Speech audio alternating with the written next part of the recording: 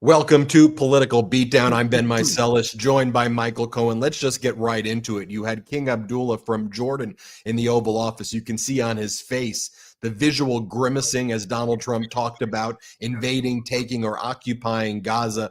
By the way, if you take a look at Donald Trump's face today, quite literally, he's painting his face orange at this point. I mean, like literally, we did the color palette. But this is real. That's not an AI image. His face is just bright red orange. But let's talk about some serious stuff that he's saying, which is yesterday it was that he was going to buy it and own it via buying Gaza. Today he's talking about just taking it, grabbing it, and then I guess ethnically cleansing everybody and pushing them out to countries that are not agreeable to one taking them, and the Palestinians are not leaving. They're saying this is our land. You can't just ethnically cleanse us. Here's what Donald Trump said. Let's play it. I really think we're making some very good progress. Mr. President, you said before that the U.S. would buy Gaza, and today you just said we're not going to buy Gaza. We're not going to have to buy. We're going to have Gaza. We don't have to buy. There's nothing to buy. We will have Gaza. What does that mean? No reason to buy. There is nothing to buy. It's Gaza. It's a war-torn area. We're going to take it. We're going to hold it. We're going to cherish it. We're going to get it going eventually, where a lot of jobs are going to be created for the people in the Middle East. It's going to be for the people in the Middle East, but I think it can be a diamond. It can be an absolute tremendous asset for the Middle East, and you're going to have peace. It's going to bring peace in the Middle East. Gaza. So then he's asked, under what authority can you take it? What's your authority? Here, let's play this clip. States was something that we're going to talk about later to discuss all these options. And Mr. President, take it under what authority? It is sovereign territory. Under the U.S. authority. And Mr. President. Then he's asked if they don't leave. Then he's asked, okay, well, if that's their homeland, so if they don't leave, what are you going to do? They don't want to leave because it's not a transactional real estate to them. This is their homeland. Here, listen to what he says. Let's play it. That rule those countries with big hearts, and this gentleman is at the top of the list. And if they don't want to leave, how are you going to force them, Mr. President? Oh, they're going to be great. They're going to be very happy. They're going to be great. They're going to be happy. And that's what he's saying to Cohen about Canada. He's doing more of the annex talk again. Meanwhile, there's a massive boycott of everything America in Canada, which is going to pick up on our economic records in it's lagging, but about 3 to 6 months, you're going to see this massive boycott. We'll talk about Canada in a bit. I want to get your reaction to Donald Trump taking, occupying, sending American military into Gaza, more wars everywhere. Cohen. You know, Ben, since we started Political Beatdown together, our brigaders have heard me say time and time and time and time again, when Donald Trump tells you what he wants to do, it's not rocket scientist. You don't have to be a rocket scientist to figure out what he's saying here. What he's saying, first of all, makes no sense other than one possible way. The only way to take Gaza is to invade it. Plain and simple.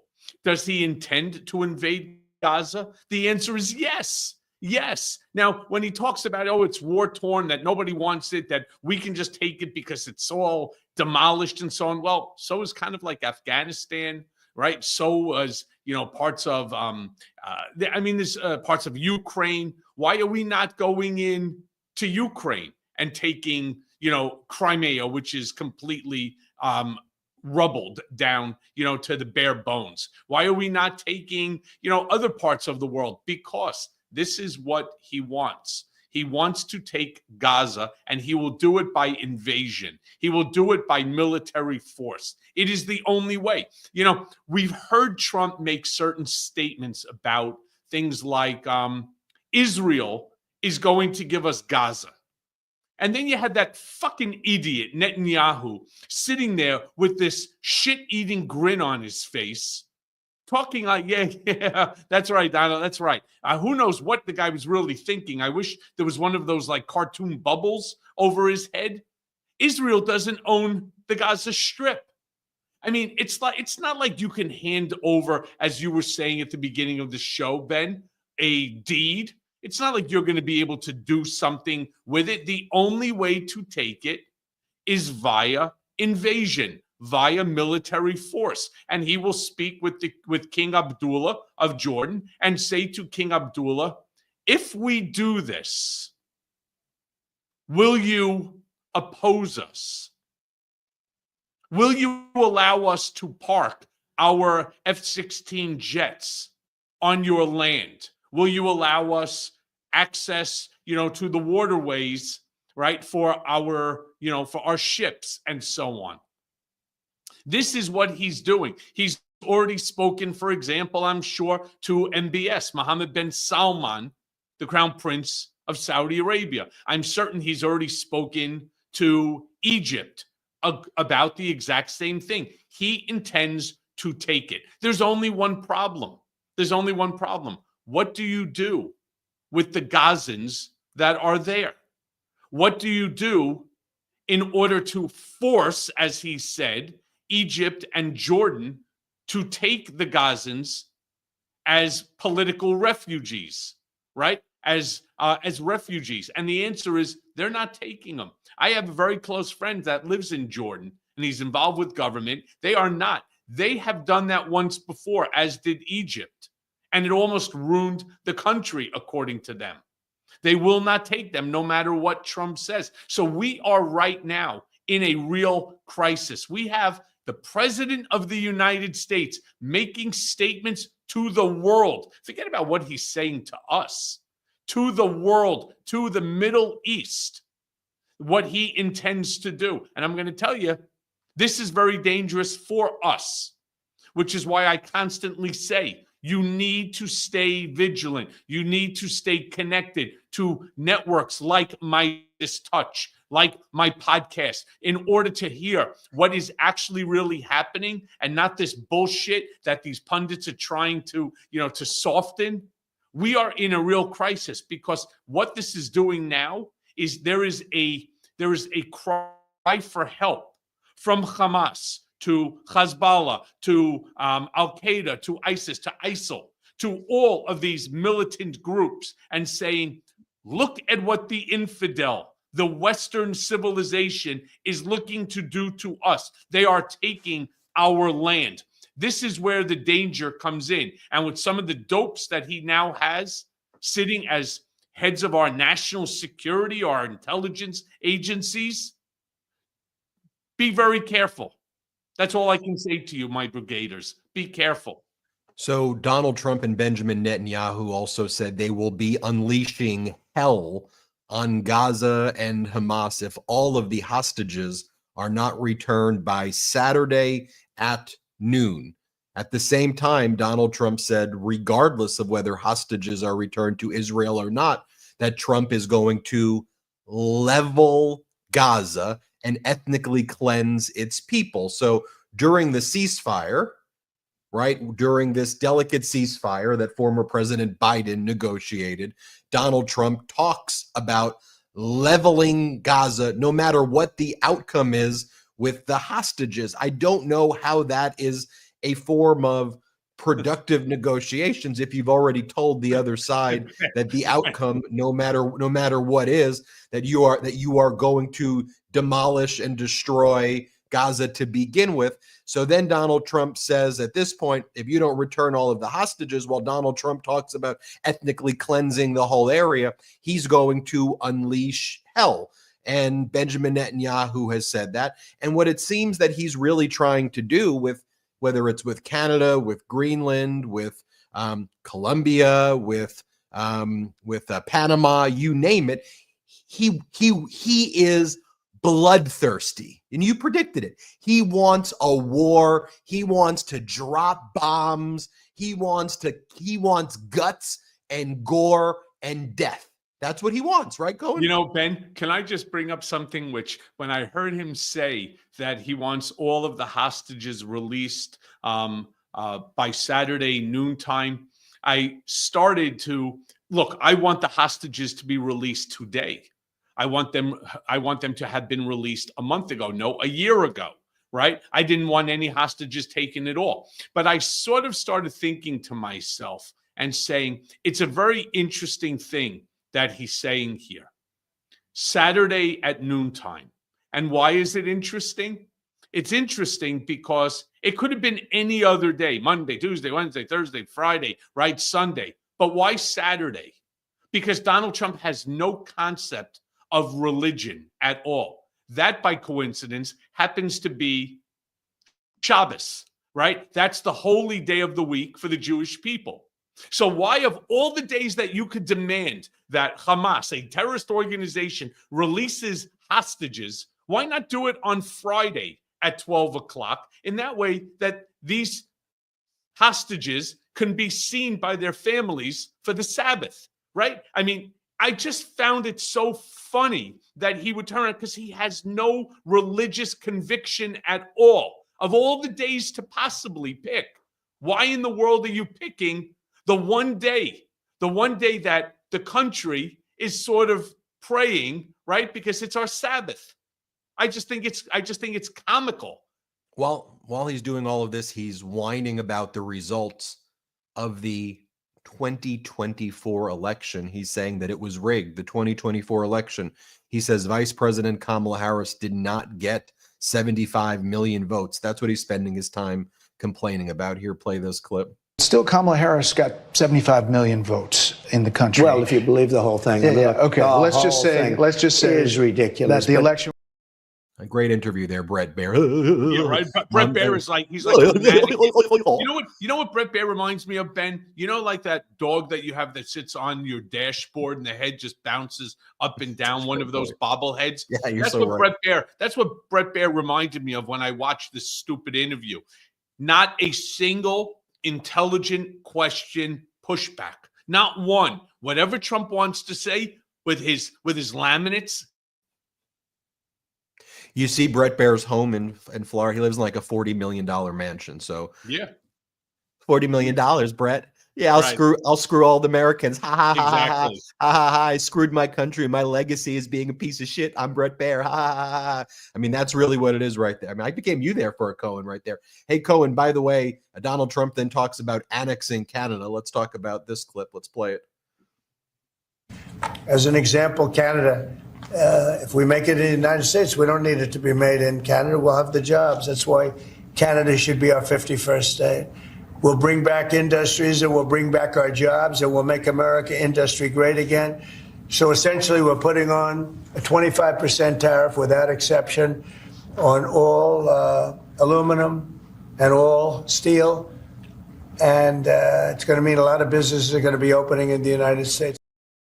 That's actually going to mean the American economy is going to crash because Canada right now is boycotting all American stuff. They're buying Canada, no American products. It's a scar. If you're in Canada and you buy anything American, it's like buying poison there, Cohen, right now. Like almost the entire population. It is a scarlet letter if people show up and see you have anything American in Canada. Also, unless you're forced to visit the United States, in Canada right now, the boycott is so massive. Visiting the United States, having rental property in the U.S., owning homes in the U.S. if you're Canadian, is viewed as like the worst thing you can do. People are selling their homes, whether they have vacation homes in Florida or elsewhere. Yeah. And get this, if just 10% of Canadians boycott tourism in America, that would cause a $2 billion damage to the American economy and cost 144,000 jobs, according to the American tourism industry. I mean, I'll look at the comments right now. I think that boycott will between 50% to 100% boycott of American stuff with tourism and then with products as well. I mean, Canada is united. The Conservatives, Liberals, New Democratic Party, Green Party, I've never seen them more united. You got a few MAGA Maple still stragglers, a few, but overall, Canada's never been this united.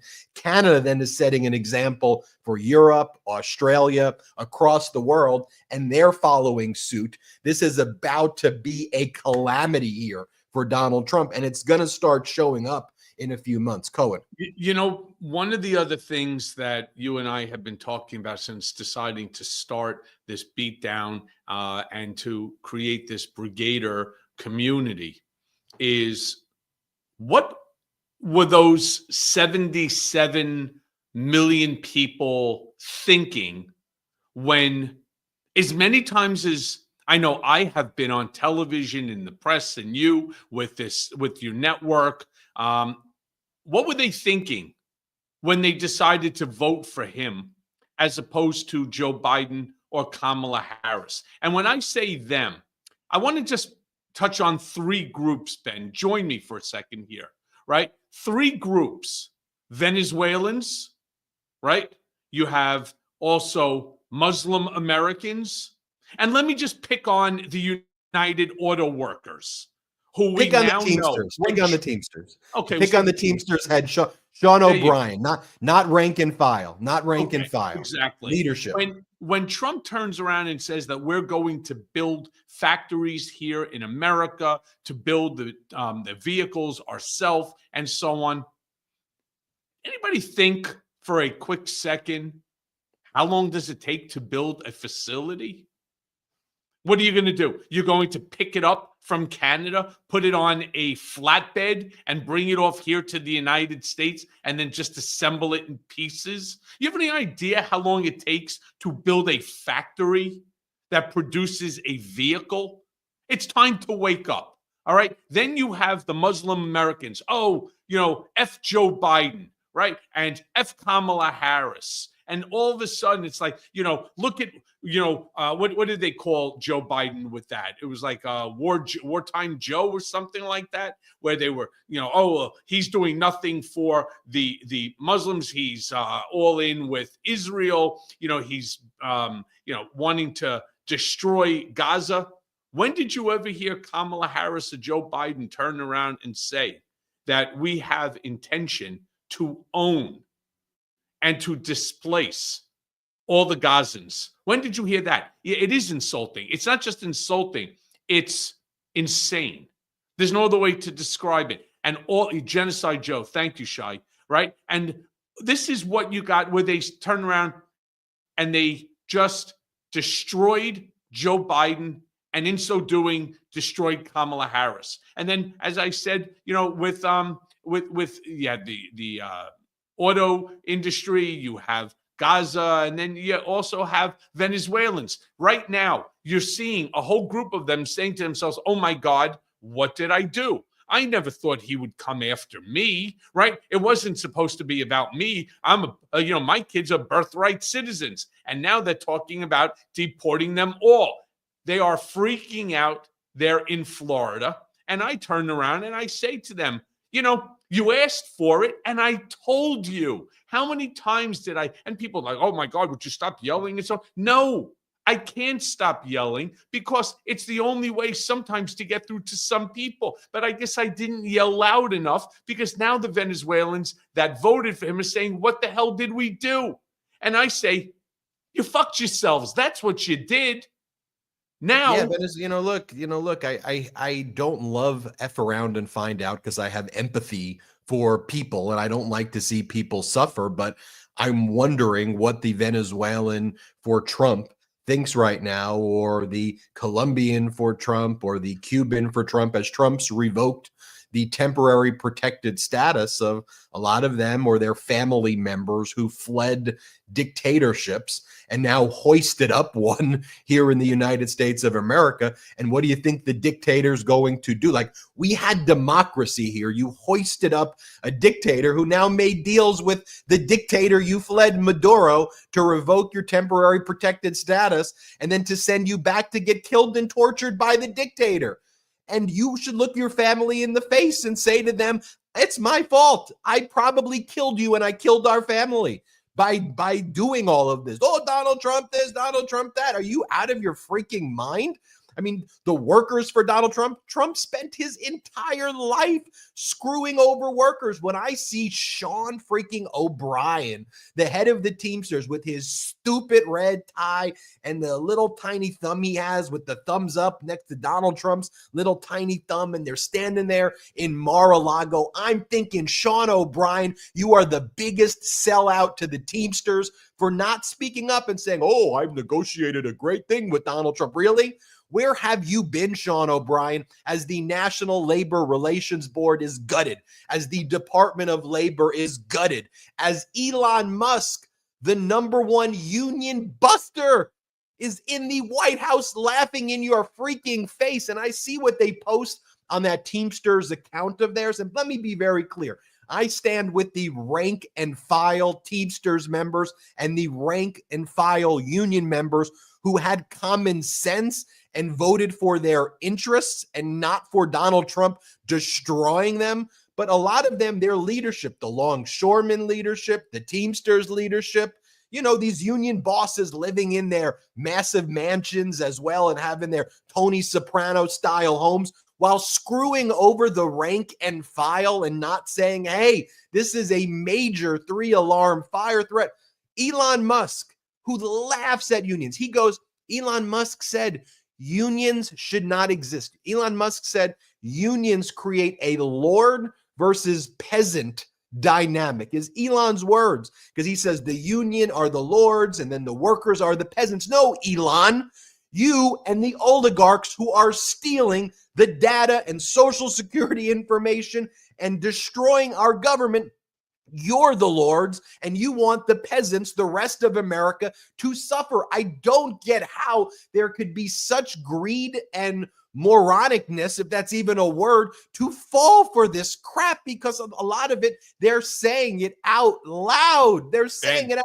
They're in the freaking Oval Office. Watch this, Cohen. Let's play the first clip of Elon and Trump in the Oval Office. Let's play this one. So if there's not a good feedback loop from the people to the government, and if you have rule of the bureaucrat, if the bureaucracy is in charge, and then what meaning does democracy actually have? If the people cannot vote and have their will be decided by their elected representatives in the form of the president and the Senate and the House, then we don't live in a democracy. We live in a bureaucracy.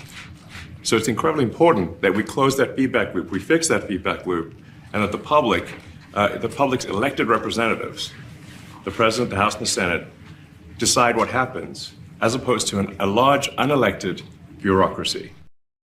You're unelected. Who are you? Why the F are you in? Why is he even in the Oval Why are Office? you there? What are you doing? What the hell is this? And Cohen, I'm going to throw it to you in a second, but I don't care what political party, the political party you belong to, if you look at that and that makes you happy, you belong to the dumb party because you are freaking dumb. At least Elon Musk knows that he's sucking the resources and he's grifting off of you. But if you look at that and you're not a billionaire and you're like, ho, ho, ho, ho, you belong to just the dumb freaking party. Cohen. Yeah, they're going further than that. Let me be very clear about Elon Musk. Elon Musk does not want to be president of the United States.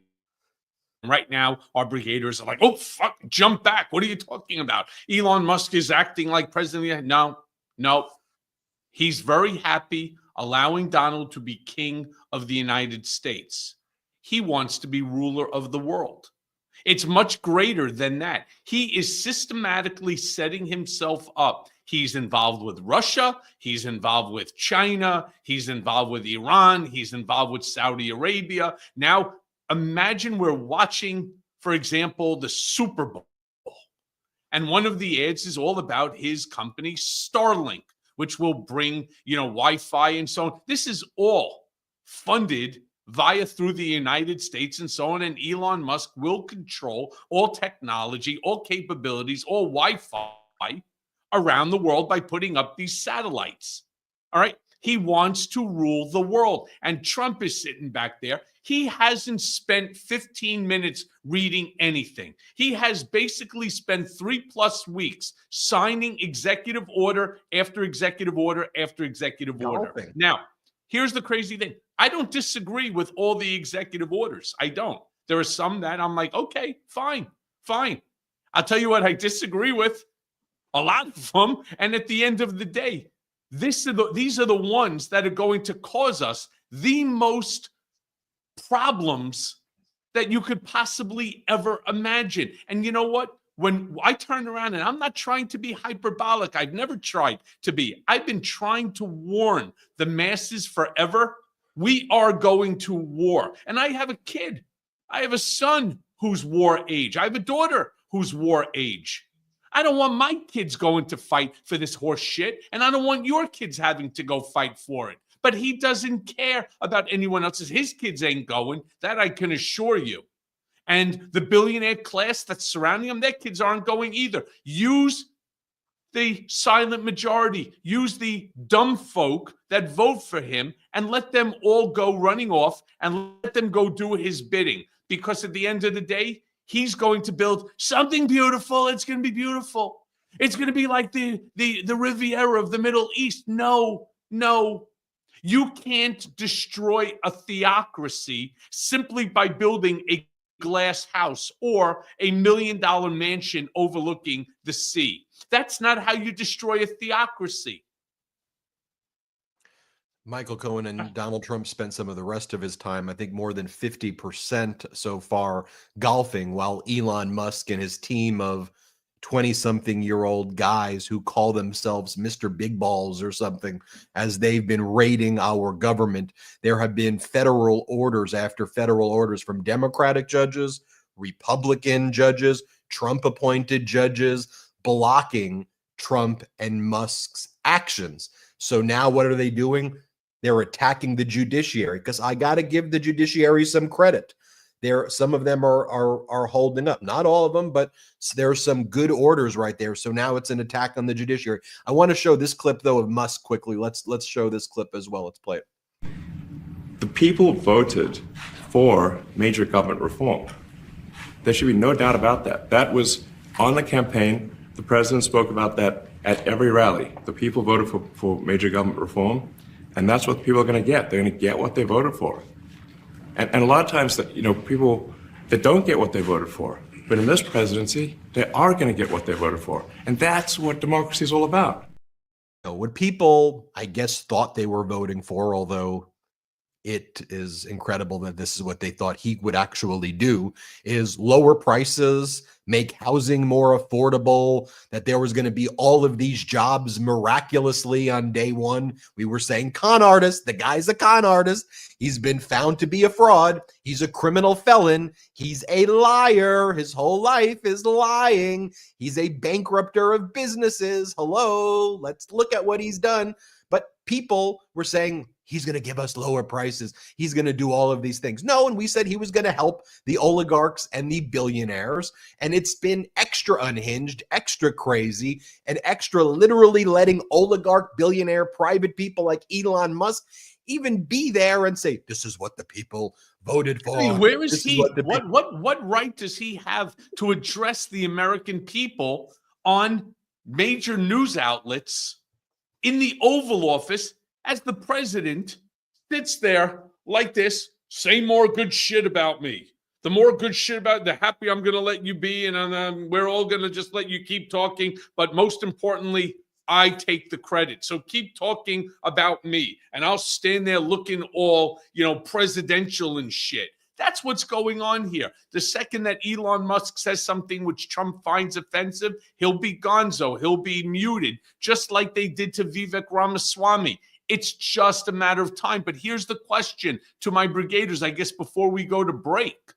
My question that I would like to ask you, at what expense to us? How bad do we have to get our asses beaten before which, the group of sycophantic billionaires that are surrounding him, that are robbing us blind, whether it's fake meme tokens, whether it's fake social media companies, whether it's, whatever it might be, how much more do we have to endure before something happens that we can get together as a community and say, no, unacceptable. We will not stand for it. Well, they're pushing us there very, very quickly. We've been covering a lot of the protests, the 50-51 protests. Protests are growing in Washington, D.C. Corporate media is covering that all up. We're seeing protests also and people rising up across the world. We're going to cover that. Look, we have about 26,000 people or so watching us live right now. More people end up watching these when you add up the numbers at the end than watch corporate media. The Midas Touch YouTube channel is about to hit 4 million subscribers. So to all 26,000 people who are here right now, make sure you're subscribed and you have your notifications on. Maybe we even hit it during this live show. Then once you do that, you got to subscribe to Michael Cohen's YouTube channel at The Michael Cohen Show.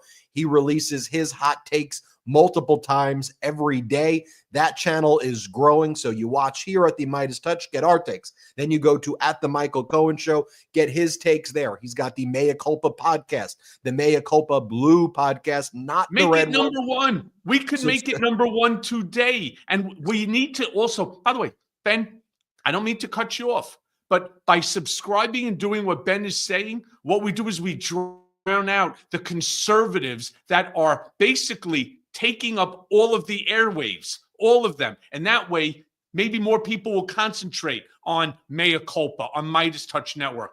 Apologies, Ben. Continue. Well, I'm not even sure they're conservative unless they are one who conserve dictatorships, authoritarianism, and what existed before 1776. Perhaps what they've always meant by conservative was conserving the monarchy. Perhaps they wanted to conserve what existed before the Revolutionary War. Maybe that's what they're trying to see, that they want to reestablish those types of structures. Look, hit subscribe. Also, we have patreon.com/political beatdown. Since we don't have outside investors, it's one of the ways you can help this show. Patreon.com/political beatdown. Remember to subscribe. We got a lot more show coming your way. This is one and only quick break today. Thank you to our pro-democracy sponsors. Quick break, then we'll be right back.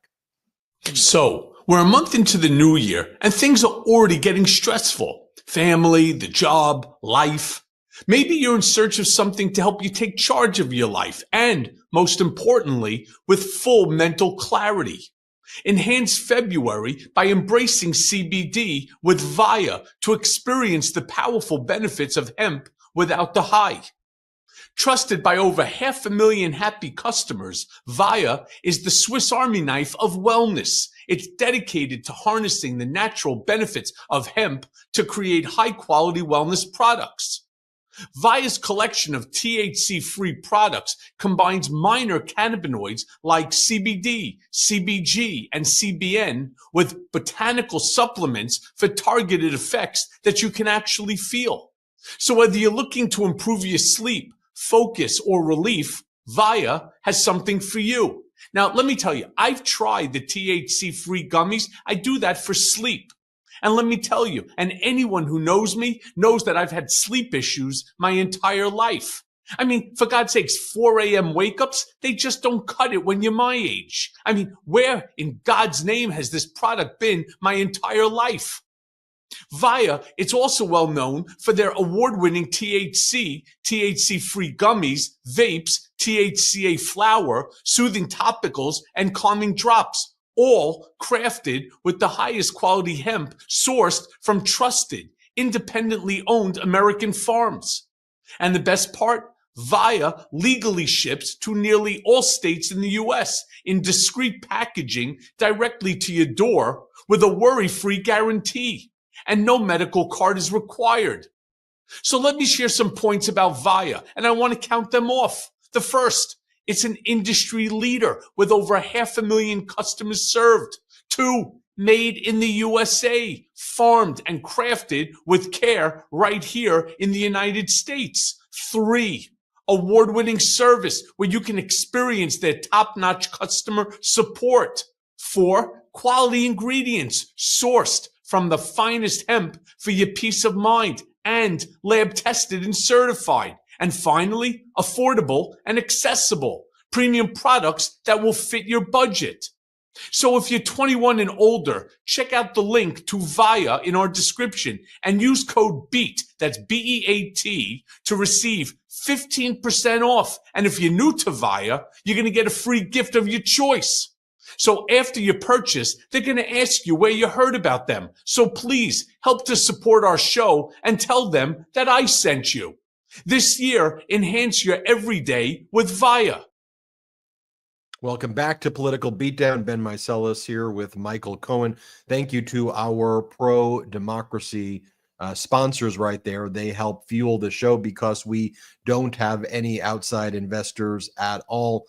I want to show you this other clip. We're getting a lot of these clips in of Elon Musk from the Oval Office, and I'm showing some of the ones that are particularly egregious right here. Before I show that one, Cohen, I'm going to show you the Kayleigh McEnany. Let me show you the Fox effort first to try to distract. I'm going to show you two clips. Then I'm going to bring in this Elon clip. Then I'm going to want to get your reaction. So first, Kayleigh McEnany was Donald Trump's former press secretary who now works for state regime media here called Fox News, which is not really news, state regime media Fox. Here's what Kayleigh McEnany says. Play this clip. Then you get to the abuse. Crossfire hurricane, Russia, the Hunter Biden laptop, Lois Lerner, the Tea Party scandal, FBI, Catholics, pro-lifers. We could scroll the whole hour. The abuse, that all costs taxpayer dollars. This is a... You see what they want to do? You see what they're trying to do? Let me show you this as well. This is one of the other Fox hosts. And here she's basically saying, look, here's what all media needs to do. The Trump communications team, they give us the press releases. We got to just talk about what they're saying. Here, play this clip.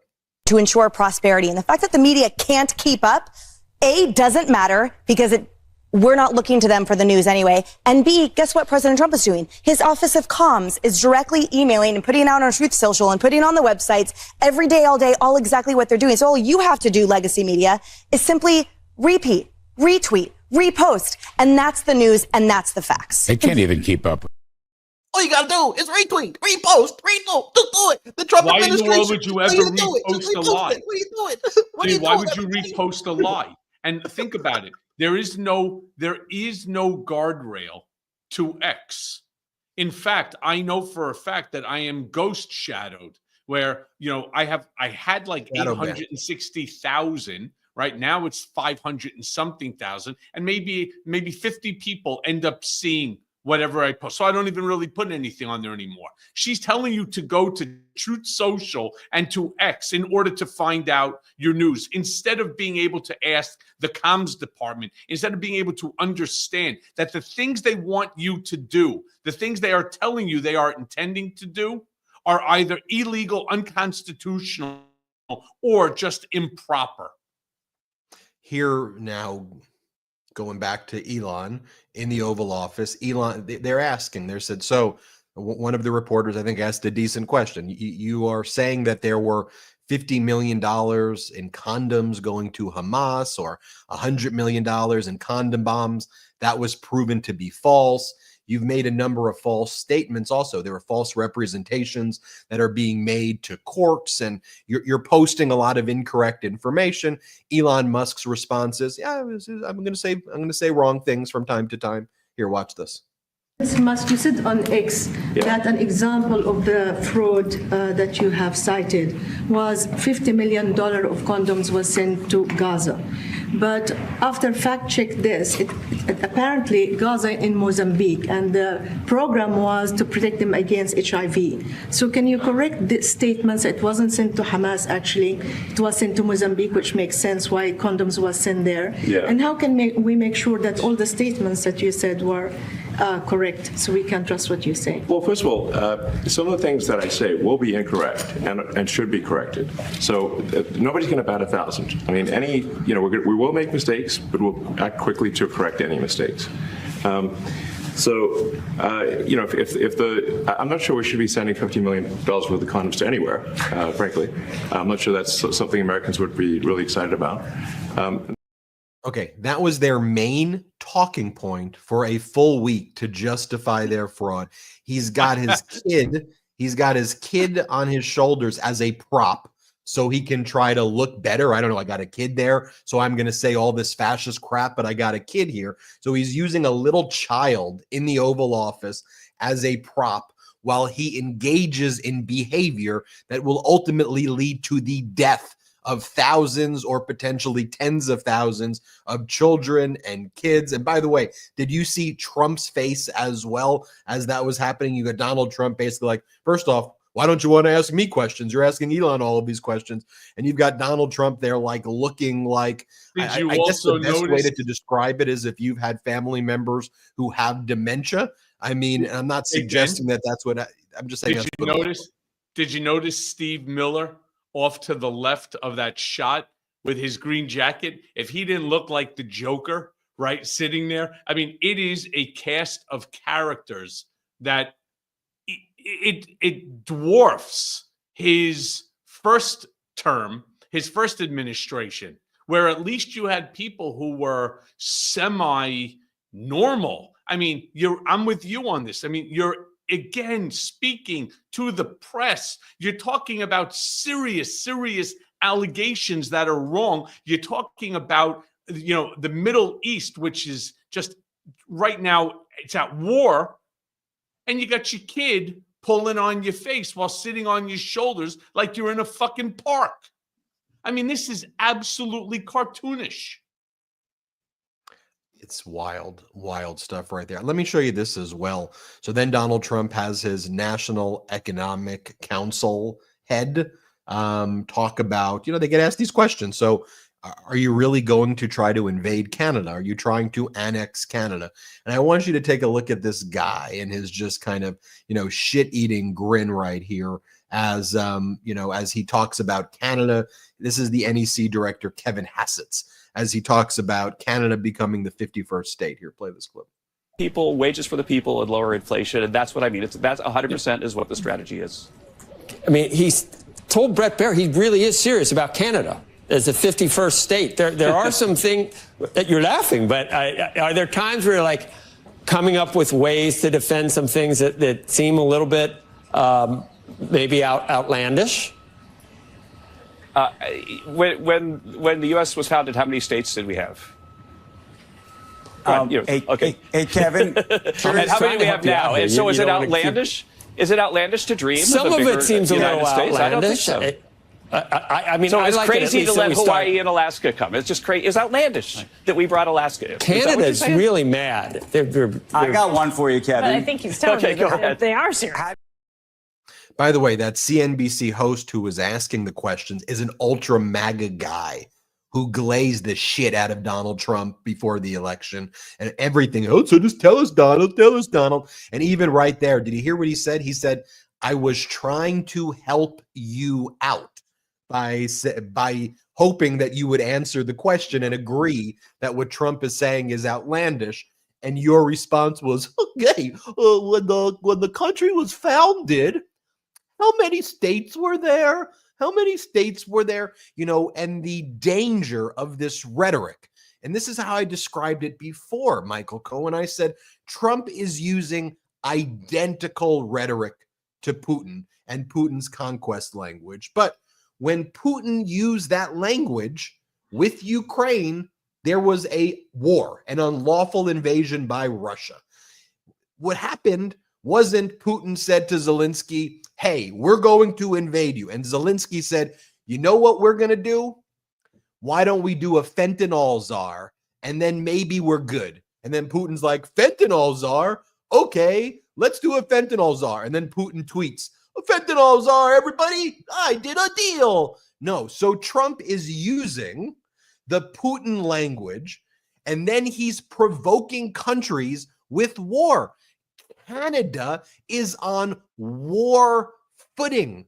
Justin Trudeau has become a wartime prime minister, a la Churchill. That's how they're viewing Trudeau now in Canada. Like they're ready for war and they are boycotting America. And then in America, we have our stupid propaganda media. And you even got that guy on CNBC who's just an idiot. And he's interviewing another idiot. And he's like, okay, I guess we're going to make it a 51st state. And Canada's like, okay, those words are fighting words. You wanted to do one meme of Donald Trump on the Swiss Alps and pretend it's Canada and you think it's funny? Oh, okay, you want to do it once. You're going to keep on doing it? Go F yourself. Canada's standing up. And now we're seeing that across the world where America looks like basically like North Korea, but at least North Korea is allied with countries. America, everyone's like, ugh, like gross, weird, weak dangerous, this melting pot of Trump, disgusting, fascist, weirdo, we just look goo. stupid. We just look stupid as a country. You know, we've never been considered stupid as a country. We've been considered other things, but we have never been stupid as a country. And right now, the world is looking at America like a group of stupid people that they cannot understand. I've spoken to friends in Italy. I've spoken to friends in Jordan. I've spoken to friends in France and in England. And of course, my family in Canada. And they're like, no, seriously, what the fuck happened to you? What the hell is going on there? How did this all happen? And you know, here's the funny thing. There is no answer. How it happened? They fell for a guy who was able to sell you something that is absolutely against everybody's best interest. And that is a concept called Project 2025. And as many people as tried to warn the American people, they were so disenchanted, so upset with the way that the DOJ, and yes, each and every one of us will acknowledge that in this country, we have horrific fraud, waste, and abuse in the country. But that doesn't mean you tear the country down, especially if you don't even have something within which to replace it with, right? When was the last time that you decided you're going to tear your house down, but you have no place to go? You're gonna smash your car, but you have no other way to get to work. You have no other form of transportation. Who does this? Someone who's stupid. Cohen, two-finger salute. Who does it go to today? Elon Musk.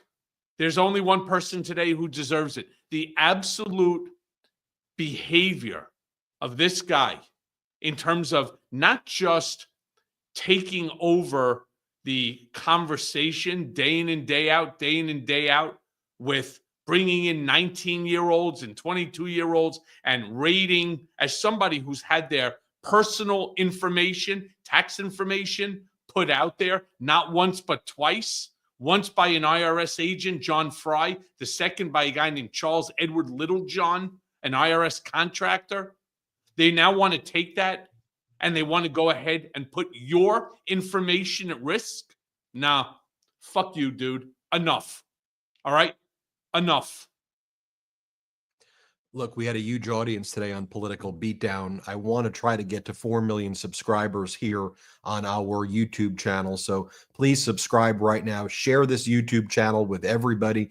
Tell everybody about Political Beatdown. Please, it's important that this be a place where the truth prevails and a rallying point for coordination and getting out information as things continue to develop. Also, part of an international resistance and offense, frankly, against authoritarianism and fascism. People know how the Midas Touch Network has been embedded now in Canada, in Europe, and across the world, frankly, where democracies are under assault, and we're out there helping democracies across the world. I want to remind everybody about Political Beatdown across all of the channels, and you can get Michael Cohen's Hot Takes Daily on YouTube at The Michael Cohen Show. So make sure you subscribe there at The Michael Cohen Show. You just search it on YouTube, subscribe there as well. We're going to do a live meeting soon, patreon.com/political beatdown with all of the updates. It's been hard to keep up with, so apologize for not doing a live meeting sooner. We're going to make sure we do that immediately. Ben, can we try Thursday, assuming that it doesn't, get crazy like it has been for us, trying to deal with some of the other things that are going on? Absolutely. Patreon.com/political beatdown. Sign up there. I guess let me show us this final video for a moment, because I just want you to see what these spineless Republicans are saying, the quiet part out loud. Let me just share this with you. This is Pete Sessions, MAGA Republican Congress member, and he was asked, so you're okay with Elon Musk, like having everybody's data, Social Security, medical information, like Republicans, you're good with this. This is MAGA Republican Pete Sessions. Let's play it. What are these people, many of them young staffers without government experience, doing with my private information. I mean, as we know, that they've accessed private information about, for example, those who have received disaster relief and the DHS system. What can you tell us about that data, what they're doing with it, what they're accessing? Yeah, well, first of all, they're not interested in anybody's particular private data because within these systems, they are payment systems of where money was going out, and they're gaining visibility and access to that. I will tell you that I strongly believe, that the request that they had, they were not receiving positive viewpoints on. People did not want to comply. So when they chose not to comply, they brought their own people in who broke into, so to speak, these databases and provided the information we needed, and the government people, computer programmers were shocked that it could happen. Well, there you have it, folks, talking about just breaking in as though it's normal. A class action was filed today against the government for the largest data breach in American history. And the complaint, the class action complaint, refers to who some of the perpetrators are. 20-year-old guys who refer to themselves as big balls grabbing your data. And Elon Musk changed his account name today to Hairy Balls. And he's out there saying, "Here comes Hairy Balls. I am," and he actually literally changed his social media account name to Hairy Balls. And so that's the level of what's going on here. There you have it, folks. We'll be back with more Political Beatdown. Make sure, just so everybody knows the timing, Political Beatdown airs every Tuesday and Thursday. The Brother podcast is every Monday and Thursday as well.